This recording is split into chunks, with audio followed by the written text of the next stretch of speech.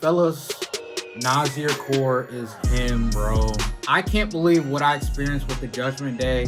Now, people are going to say that it was kind of fishy the way it ended. People are going to say it was controversial because he won off of a free throw.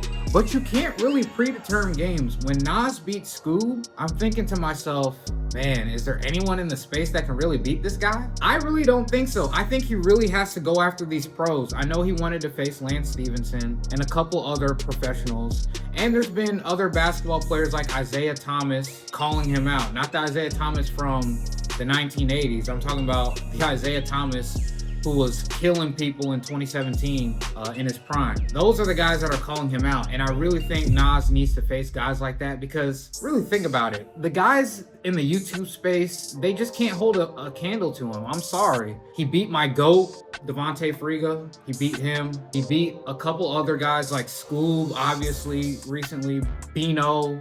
The list goes on. Oh, Isaiah Briscoe, Kyrie Walker. Those guys are just not that good against him. And this is not a disrespect to them, but there's really level to this. I really think Nas is a professional basketball player. I think Scoob is a professional basketball player, and he lost to him. But there was a difference, and Scoob had that 10-point lead, but he couldn't keep up because Nas just completely obliterated that lead, and I couldn't believe it. I'm gonna give you guys the 3 reasons why Nas is the best 1v1 player in the world. First off, well, he's efficient. Like I keep telling you guys on this channel, you can't be thinking you can get away with flashy moves because eventually you're gonna go up against a really good defender and he's gonna shut that down. And if you only work on flashy moves, you're cooked. You're gonna get put in a blender. So Nas keeps it very efficient. He makes it simple with his moves. If you cut him off, he's gonna hit you with an anchor step dribble and then just get to the basket. And then if you leave space, he's gonna shoot the ball. And I believe he got really better with improving on that aspect of his game, is his jump shot. Because now you look at his size, he's 6'2", and I think he's like 240 pounds, or maybe even less. I'll give him 235. But now you have to stay a hand distance because if you leave him, if you put a hand down, he's gonna shoot it, and more than likely he's gonna make the shot. I've never seen a guy with his size. Obviously there's Steph Curry, who's a lot smaller, but he's around 6'2", and he obviously can shoot the ball, but he's not built like Nas is. He's not built like 240 pounds. Steph's like what, 195 at best, but that's a whole different type of animal that Nas is. No disrespect to Steph Curry, obviously the greatest shooter of all time, but we're talking about a guy who can basically get to the paint like a freight train, like a LeBron James, and he's able to shoot the ball like Steph Curry, which is insane. And he doesn't take a lot of crazy 3-point shots. Obviously, the guys that I mentioned, they take a lot of sidestep threes, fadeaway threes, step back threes. But Nas, he keeps it simple.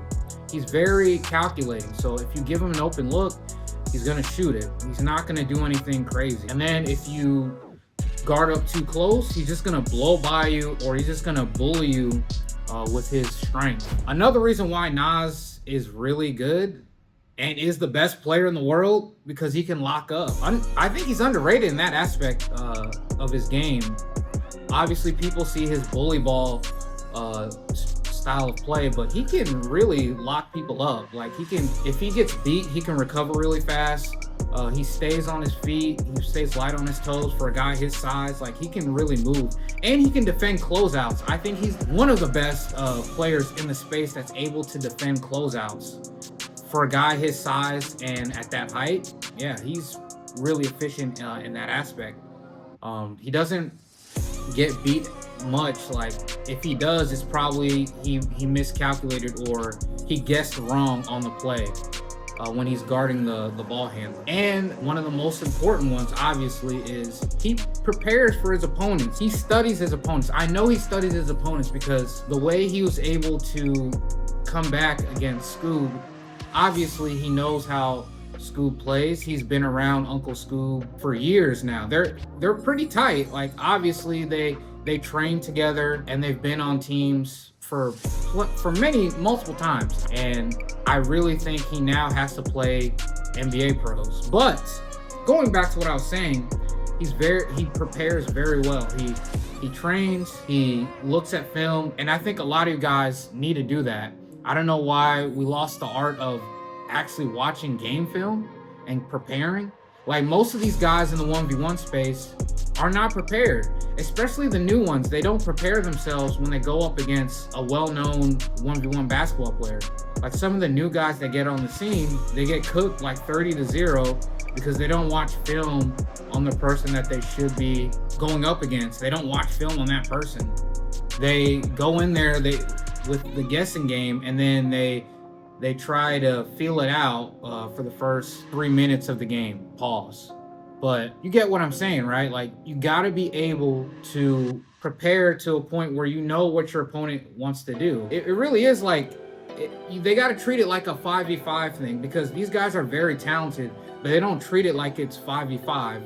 Yes, 1v1 is different, but you still have to watch film on the opponent, right? That's what teams do. That's what the greats do. They watch film on other players. And Nas does that a lot when it comes to his opponents. In the 1v1 scene, if you want to really succeed, I think you should look at what Nas has done. And another bonus tip, he's 29-1. I think he's on a 29 win streak because he did get injured, but he hasn't lost in almost a year, I believe. Ever since he beat Friga, Devonte Friga, he's just been going up ever since. Devonte Friga, if you're watching this, I love you, bro. Like, this is no disrespect. Obviously, you're one of my favorite YouTubers, but ever since he beat you, bro, I mean, there's no stopping him. Oh, but Chris, he doesn't have a go-to move. Oh, but Chris, he doesn't have any flashy moves. Oh, but Chris, he doesn't take deep threes. It really doesn't matter, bro. Like I keep telling you guys on this channel, you don't need flashy moves, and you don't have to over dribble to be successful in basketball. I mean, look at LeBron. Oh, he's almost at 50,000 points. He even said it. You really don't need a bag to be successful. I'm sorry, you guys can comment and argue with me all you want, and I'm open for it. But let me know who you guys have as the best 1v1 player in the YouTube space. Me personally, I still think it's Nas, because I don't know why he gets written off. He doesn't play a lot of games, and I don't blame him, because the competition looks easy for him, because he actually plays like an efficient scorer and professional basketball player. But let me know who you guys have. I know you guys are gonna say Robert Cologne. And obviously, I think Rob deserves to be in that conversation, because he did beat Zay, and Scoob beat Rob. So eventually, they might have to play 1v1 at some point. I don't know when it's going to happen, but I think at this point, Nas has to face former NBA players or overseas players, because there's no one touching him right now. Maybe Robert Cologne, but that's it. I really don't see anybody. Lamar Peters is just too flashy, and then he got beat by Zay. So let me know in the comment section how you guys feel about this. I think it's Nas. I really do think it's Nas. But speaking of being an efficient player and scoring, I did make a video about how useless scoring 30 points is in the NBA. If you want to check that video out, I'll have it right here.